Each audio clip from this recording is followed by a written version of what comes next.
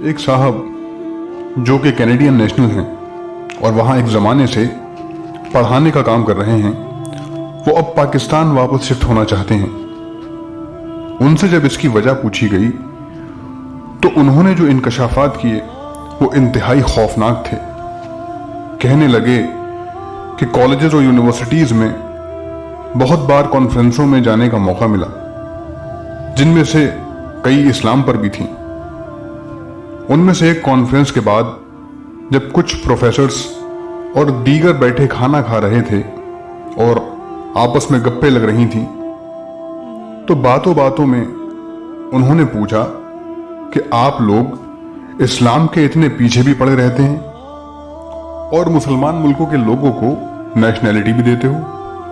तो इस पर एक प्रोफेसर बोला कि हम मुसलमानों को नेशनैलिटी देते हैं और वो यहाँ आते हैं, हमारी खिदमत करते हैं और उसके बदले मुआवजे को अपना आला कैरियर मानते हैं। जैसा कि आप यहाँ आए हैं, आप यहाँ हमारी हुकूमत की नौकरी कर रहे हैं और हमारे बच्चों को वो पढ़ाते हैं जो हम पढ़वाना चाहते हैं। इसके बदले आपको अच्छी तनख्वाह मिलती है और आप फैमिली समेत एक अच्छी जिंदगी गुजार रहे हैं, जो पीछे आपके मुल्क में रहने वाले दूसरे लोगों के लिए एक बहुत बड़ी कशिश रखती है और उनमें बहुत से हमारी नौकरियों के लिए तैयार हो जाते हैं। ये हमारा पहला मकसद है। और दूसरा मकसद ये है कि जैसे आप में से ज्यादातर लोग अपने मजहब पर कायम रहेंगे, पर क्या आपको लगता है कि आपकी अगली नस्ल भी आप ही की तरह मजहब पर कायम रहने वाली होगी? हमारे अंदाजे के मुताबिक यूरोप, अमेरिका, कनाडा आने वाले 70 से 75% मुसलमान अपने अकीदे पर किसी न किसी तरह कायम रहते हैं, पर उनकी अगली नस्ल में इस्लाम पर कायम रहना सिर्फ 20-25% रह जाता है और उसके बाद बस नाम ही मुसलमानों वाला होगा, और होगा वो ऐसा लिबरल मुसलमान जो हम बनाना चाहते हैं। तो हमारी नजर तुम लोगों की तीसरी और चौथी नस्ल पर है जो सिर्फ नाम की मुसलमान होगी। हमारा पहला मकसद तुम्हारे आला दिमागों को अच्छे कैरियर का लालच देकर अपना गुलाम बनाना है, और ये कैरियर हमारी नौकरी के बदले है, कोई मुफ्त नहीं है। दूसरा मकसद तुम्हारी नस्लों से इस्लाम को निकालना है और लिबरल इस्लाम को लाना है, और ये काम तुम्हारी आने वाली नस्लें खुद करेंगी।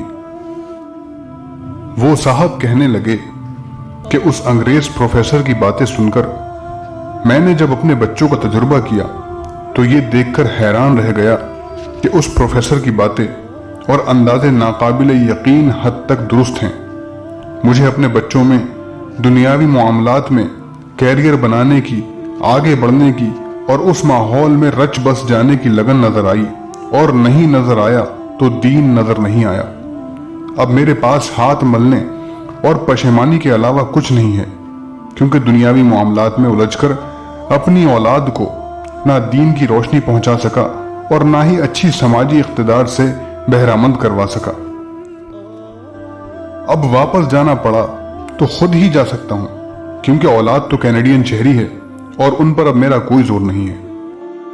मैं उनकी बातें सुनकर सोच में पड़ गया कि इस अंग्रेज प्रोफेसर की बातें सिर्फ बातें नहीं हैं, बल्कि इस्लाम दुश्मनी और हमारी समाजी मुआशरती इख्तिदार को तोड़ने का कई दहाइयों पर मुश्तमिल एक लंबा प्लान है।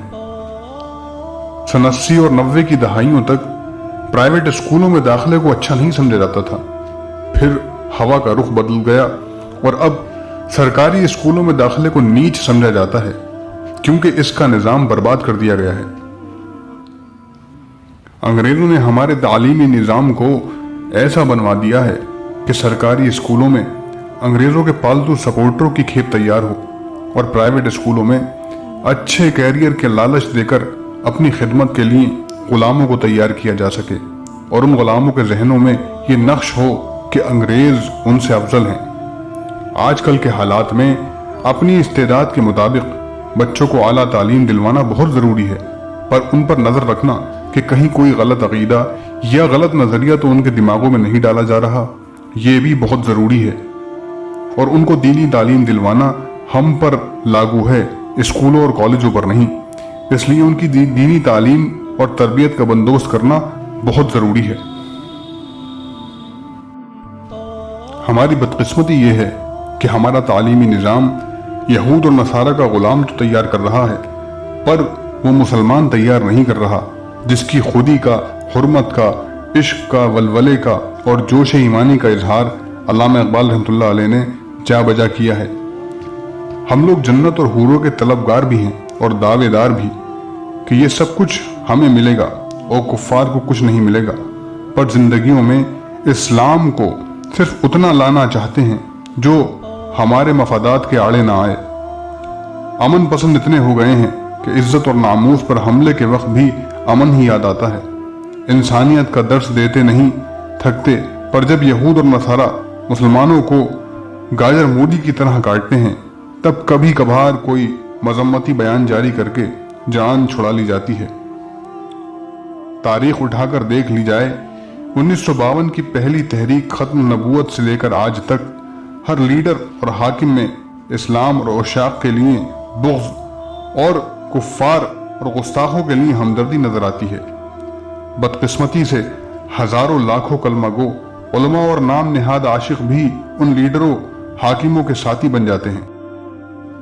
اسی لیے ہی آج قوم ذلت اور رسوائی کی گہرائیوں میں ڈوب چکی ہے۔ اسلامی تاریخ بتاتی ہے کہ عزت صرف اس کی ہوئی ہے جس نے عزت اور ناموس اور ختم نبوت پر پہرا دیا، اور وہی قوم کامیاب ہوئی جو دین حق اسلام کے قوانین پر چلی۔ بچوں کو اعلیٰ سے اعلیٰ تعلیم دلوائیں، پر اس کے ساتھ اچھے مومن مسلمان بنانا بھی ہماری اولین ذمہ داری ہے، اور یہی ہماری ترجیح ہونا چاہیے، کیونکہ اس کے بارے میں بھی باس پرس ہوگی۔